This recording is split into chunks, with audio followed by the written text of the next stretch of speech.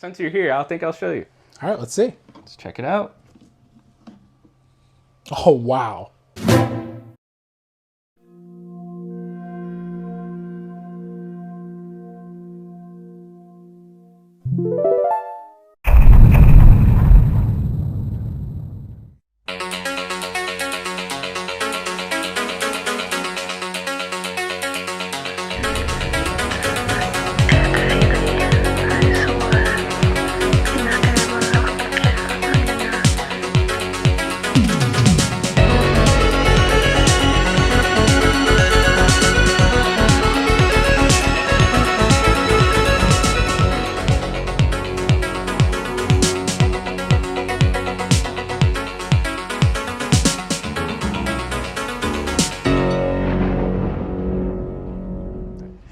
Hey, what's up everybody? Marcello here from GameCube Galaxy, and I'm here at Ready.Set.Game in Melbourne, Florida. So today, I've got 5 boxes filled with games, over 100 games I'm gonna get rid of. And there's one GameCube game I still need left. So the goal is, can I sell enough to make the funds I need to make it a complete wash to get the final game for the GameCube collection? So join in and let's see what we can do.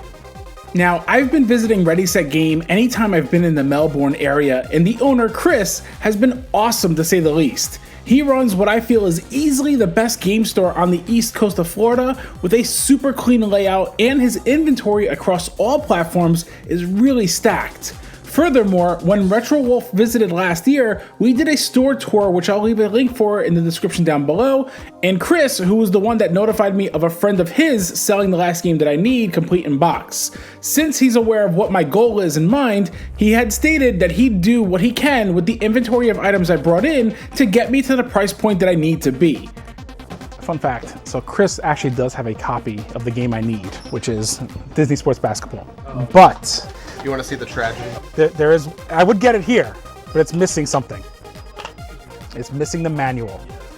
So, unfortunately, otherwise I could have just done everything right now and been done. Yeah. Which, by the way, I'm totally going to take credit for. I don't know if you're recording. Absolutely. Jeff, Wolfpack, I see you. I inspired him. I was like, he kept saying to me, oh, I want to do this and I want to do this. And I was like, I was eating lunch with him and I was like, do it. So Chris's friend that's selling me the last game I need is actually someone who repairs a variety of electronic devices, including this Wii U kiosk for Ready.Set.Game that went down, and he happened to fix it, which is really awesome. Metal Gear Survive? Why were you hyped about that one? It's probably one of the lesser ones to come across. Honestly, we just don't see it ever. All right. So you got quite a bit of mix here. Yeah. Some sealed still. Oh, Doom 3 VR edition. I've only seen the VFR regular one.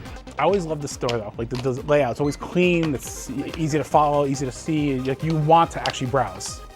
I really do appreciate that. You know, we wanted to make it not a dungeon. Africa. Yeah. That's the most expensive. Yeah. Let's see. Yeah. Oh no. But it does work. I installed it on my. You know what? That's not a scratch. We're good. Wow, that's really cool. Yeah, I was gonna say I don't know how often you come across that. We're very big Yakuza fans here. I don't think I've ever seen this particular. So that might not last here. Yeah, I don't think so. Actually, yeah. Watch this. Hey, Colin. Yeah. You know anything about this one? Yakuza Dead Souls. Yeah, that's probably one of the rarest Yakuza games. There you go. He knows. Out of all the consoles you sell here, library-wise, the Switch sells the fastest, you said, right? We can't keep it in stock. You can't keep it in stock. Like, I don't remember, like last time, I don't know what we had, and we have been perpetually offering 80% store credit since January of last year. And you're still doing that? We're still doing it because A, it works. Wow. And B, we can't keep games in stock. Have you followed anything with the mod Retrochromatic? Palmer Luckey created basically the ultimate Game Boy Color device. Indestructible, basically. Right. With a lineup of games that release physically. So this is one of them called Traumatarium, and it's almost like a first-person RPG adventure game. Yeah.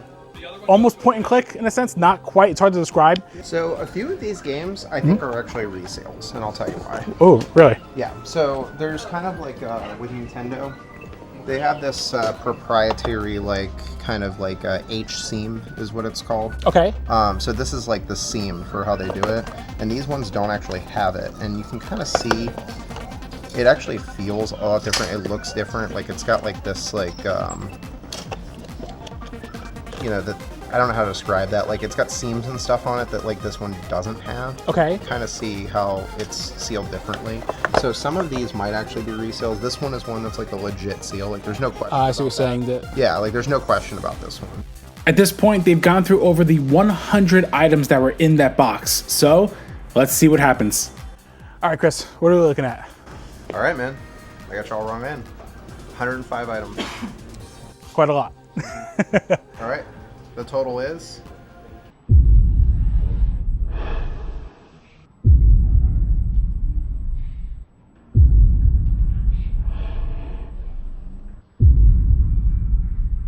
$1,000 store credit, 800 cash. All right. What do you think? Well, I think I need to get one last game for my GameCube, so we're gonna sell. Awesome. We'll get you a check. All right. If you guys are in the Space Coast area or even out on the Treasure Coast area, you have to check out Ready.Set.Game in Melbourne. Honestly, this is as good as it gets as a virtual game store in the area. With all the games sold off and the cash in hand, it's now time to head over to the cellar to get the last game that I need.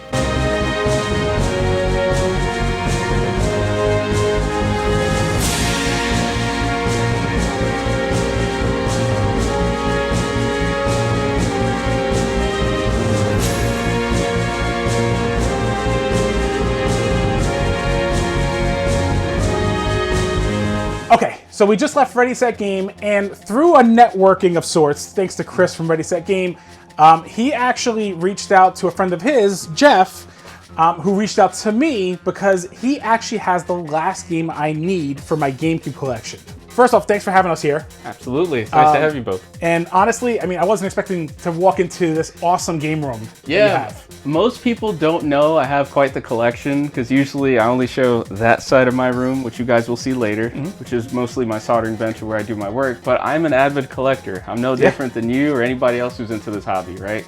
I'm not saying it just because you're here, but the GameCube is my favorite. It's my most prized section of my collection. But yeah, I'm a gamer. I grew up playing games my whole life. Despite what my dad said, I did end up becoming profitable playing video games. Imagine that. Imagine that. There's some games on here that are very important to me, especially in the GameCube section. Games like Sonic Adventure 1 and 2, Melee, Super Mario Sunshine.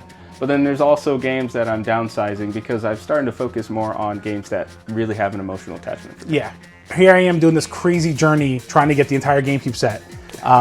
The other consoles I have, I've even been trying to do the same thing. Hence what I even did earlier today at Ready.Set.Game was to downsize and get rid of a lot of things that I'm probably never going to play or never utilize and kind of curate it better to what really means a lot. And I think that's an important message for collectors to have is to, if you're going to collect, make sure you collect something meaningful, something that actually has a tangible history for you if you can. I love seeing that you have the Amiibo out over here, and then even moving its way up, you have your Wii collection and some Wii games standing out over here. Right. There is meaning behind each one of these boxes too. Okay. That most people don't know. So for example, the black Nintendo DS Lite box, I had a black Nintendo DS growing up. Okay. My uncle bought it for me.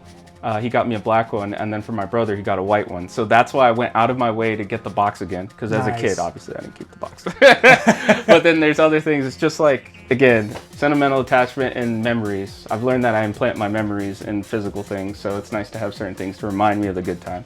Well, and it's exactly that, right? There's something about physical media that there are memories attached to them. We have to talk about this. I mean, it's not that it's a rare one, but it's an important one. It is so important. And on the theme of what's important to me as a collector, it's definitely that game. I remember when we lived back in Broward County in Fort Lauderdale, my mom took us to a pawn shop. I believe it was for good grades. That was kind of the system we had. If you got straight A's or good grades, you got a game. That's right.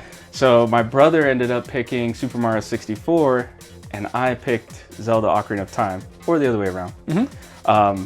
And that game, man, I played that game over and over. And that was even before I knew that you could like load a new file.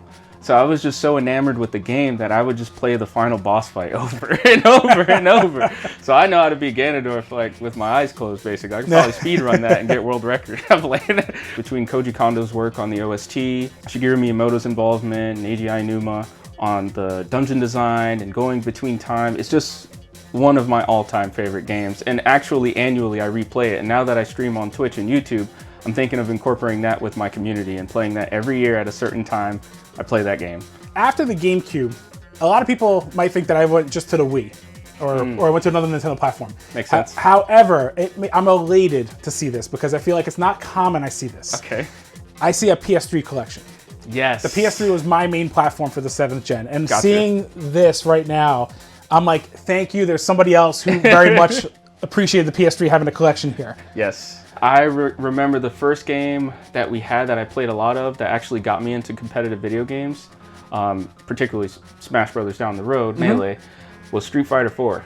Ooh, so I play Street Fighter 4 a lot. That's why I keep an amiibo of Ryu right there. And then we have Sea Viper down there. Yep. Particularly single player games that stand out to me. I had a copy of Web of Shadows, Spider-Man. Awesome game. Amazing. Just Awesome the opening game. sequence with Moonlight Sonata. Yes. My goodness. The Uncharted series, of course. Of course. Right, of course. And basically all the collection games. I'm a huge Ratchet and Clank fan. I wish Jack and Daxter made it to the PS3, but you know. On this left side though, I do play Destiny quite a bit. Okay. I've clocked a lot of hours. I'm a huge Bungie fan. Okay. So usually anything they release, I'm into it. So one of the guys that's standing out to me is another one that's a heavily underappreciated game. And that's Wario World on the GameCube. Yes, it is. Yes, it is. Such a great game that many have to go check out. If you have not played this game, I guess you can wait till the GameCube Online service gets it, because I feel like that's inevitable. Oh yeah, to get on there, that's right? one that should definitely be on there. There it is. Yeah, such a good game, underrated, nice, good, quick experience to enjoy. The amount of handhelds you have here. Yes. Okay, please explain, because this is awesome. So there's no particular rhyme or reason beyond when I was going through my period of trying to get certain games that I've wanted. Usually people were selling them with the handheld, so it's like I'll bite the bullet. And DSs hold their value pretty well. 3DSs hold their value pretty well. So I was like, you know what? I'll pick them up, and if I need to, I'll sell them in the future. I've just been slow to do that. I think it's just a matter of time where I just unload them, but there are ones that I will never unload. For example, the Zelda Edition one. So I have a Zelda Edition 3DS.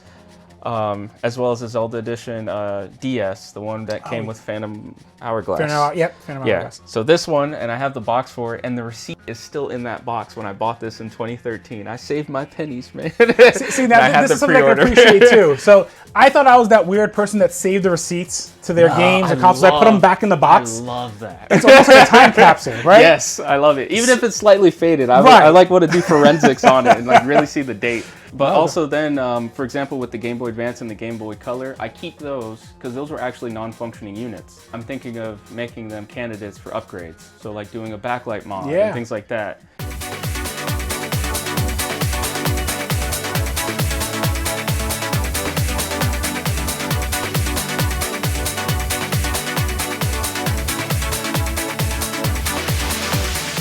Jeff, segueing to what you were just mentioning about fulfilling orders after you were talking about the handhelds and trying to mod them. Okay, what exactly do you do for your company? Okay, so the company, Wolfpack Electronics, this is my first prototype shirt, by the way. My mission statement was I wanted to combine my desire to like be of service to people and really be an aid to people, and also my love for electronics, tinkering, and video games.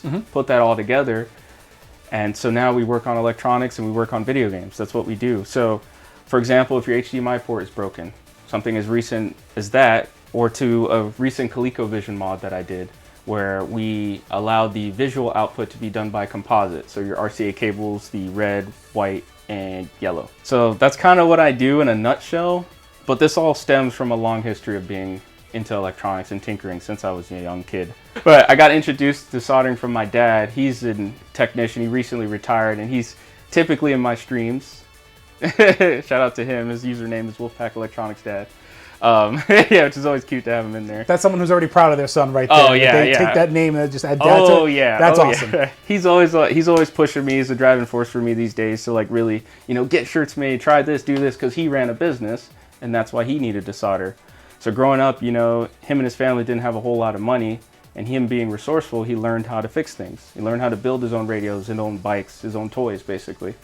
And so he went to school for it, and he was able to support me, my brother, our family for as long as he did. So he's a huge inspiration as to why I got into electronics. Maybe not necessarily the gaming side. That came from my family, friends, and people I've met, like you guys, along the way. But I just want to be of service to people, really help people fix their electronics. When someone tells them, oh, I can't fix it, I'm like, let me take a look. Let me try. Let me see what I can do. All right, so Jeff, why don't you take us through a small tour now of basically your workbench, like just what your day-to-day looks like when you're repairing these consoles or any devices that come your way here in-house. Sure, absolutely. I have a soldering station here. I have 2 of them. One for more smaller things, which is like a more fine precision soldering iron. I have a soldering iron for more heavier loads, bigger tips, so more heat transfer, hot air station. So basically, everything I have here is purpose-built to stay organized and be as efficient as possible and repair things. I don't want to lose screws. Even though you see screws, they're organized in certain sections of this magnetic mat made by iFixit, which is really good. It keeps me organized. But also, not only do I just repair things like GameCubes and PS5s or ColecoVisions, I also stream. So if you take a look, I have an overhead camera, I have a camera on my microscope, and I have this PC that I recently built that I'll be revealing soon on my Instagram that allows me to stream on Twitch and YouTube and show people how this is done. And I really want people to see, like, you can do it too. I'm not someone who hides information. I'm not someone who doesn't empower people. I'm like, try it. That's how I learned. The first thing I ever opened was a PSP, and it was my personal PSP. You know, I had that almost fear. You almost needed a little bit to know, like, okay, I need to get this working. Let me be as precise as possible. Let me make sure my movements are metered and everything can be done just as it needs to be. I love having all this equipment just ready to go, microscope, so I can see the smaller things. So that's kind of the workflow. Whenever I'm streaming, I'm just happy. Like, there was my first stream ever, I couldn't stop smiling, man. And I didn't have all this. I didn't have the lighting, I didn't have the overhead cam view, but just to see people interested and showing up and like wanting to watch me do it and asking me questions, I love that. That's my favorite part. I want to teach people. That's something that I want to do, so much so that I put the time in outside of my day job and outside of my business, where I recently got certified for a standard called IPC. This is the standard that all electronics are made to. And I proudly posted my certification up there in the background. And that's something I'm very proud of, because I want to be a resource for people. I want people, if you're really interested in learning, I'm more than happy to schedule you in, make some time, and really show people how to do this. Because the more people that can do this, the more electronics and consoles get saved. The more memories get saved. That's important to me. Absolutely. That's probably what's driving me the most. Is like, I want to be, if I have kids, you know, Lord willing, if I have kids and in the future I want to show them Ocarina of Time, I can. Because there's still a console to do that. Even though it runs the game at 20 FPS and it looks terrible and we can upscale it and all that good stuff, that's how I played it. I don't want to lose that. I don't want people to lose that. You were saying earlier, this is basically where you test out your consoles that you've repaired or any devices that connect with a video output? Exactly. So this is basically my test stand, like you mentioned earlier. The outputs of it are for multiple different consoles. So if I get something in like a PS5 or a GameCube, I can connect it, replicate the issue, and then go from there. So what's in the case down there? Just a little lore on this case, because I did make a post about it. This case is just how I return customer equipment. It's a nice ruggedized case. Okay. Everything inside of it, very safe and sound. There's going to be something pretty good in there. Yeah, I always keep the good stuff in here.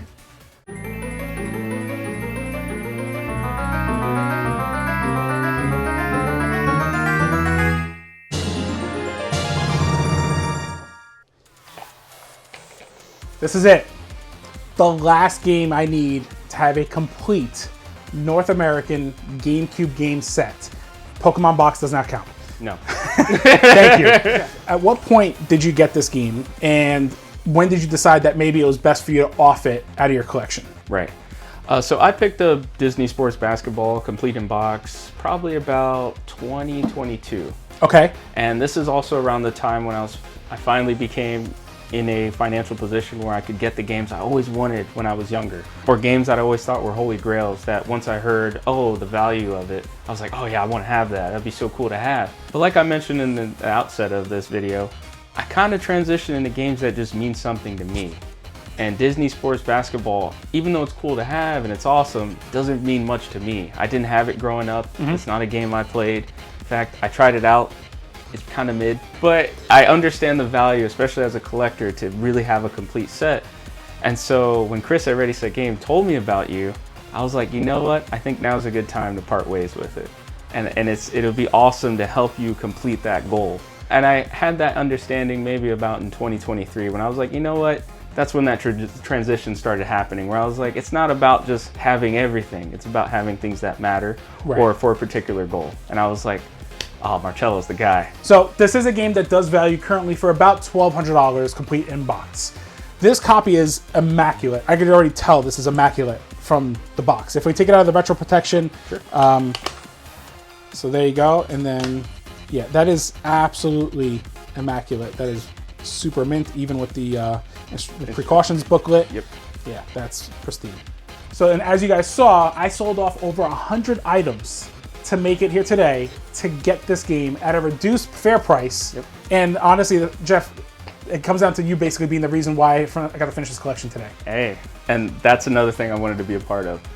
I wanted to be a part of you finishing that collection. Well, this means a lot more than you realize. So Jeff, I mean, I gotta say, your game room's amazing. Your workstation's awesome. Guys, be sure to check out Jeff over at Wolfpack Electronics on Instagram, on Twitch, on YouTube now he's live. I will leave all those links in the description down below. Jeff, thank you so much. Absolutely, really man. Appreciate this. Yes. We'll definitely keep in touch. And let's head back to the game room and insert the final game into the collection.